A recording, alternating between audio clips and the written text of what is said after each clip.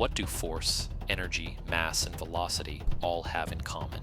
They're not just physical quantities, they're coordinates in a not-so-obvious mathematical model of the universe, a system that, if utilized correctly, can not only help verify currently known formula, but churn out unknown formula for us to think about.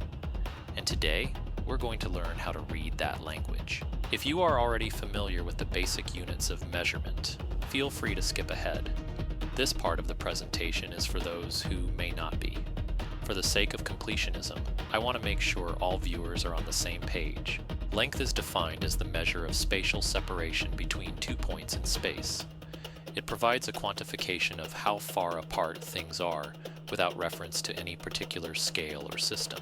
Mass is a measure of the intrinsic resistance of an object to changes in its state of motion when subjected to a force. It represents the quantity of matter present in a physical object.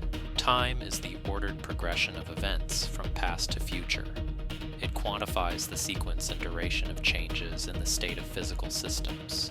Electric current is the measure of the continuous movement or flow of fundamental charges, such as electrons or other charge carriers, through a given region of space or medium. Temperature quantifies the degree of thermal energy within a system, representing the relative tendency of energy to flow between systems in contact.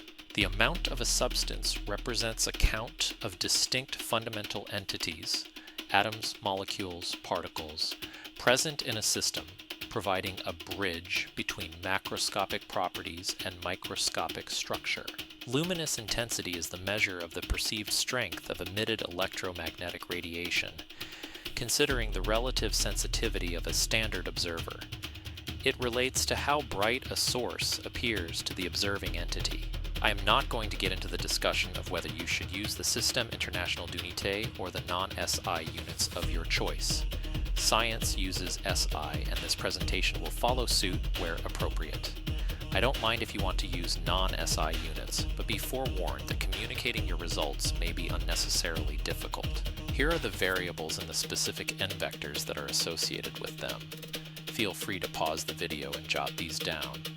Don't worry if you don't want to, the codebase will have them hard-coded in for you as well. Each simple formula in this system, with any number of variables on each side of the equal side, must add together and match. Notice that the complexity of the math downgrades through the use of this method. On the right-hand side, the mass times the acceleration are added as n vectors. Exponents multiply through instead. The only question left is, how do we figure out which variables and what exponents to choose? The logical answer when computers are available is clear. Try them all and return whatever works. We'll get to that in the next video. Thanks for joining us.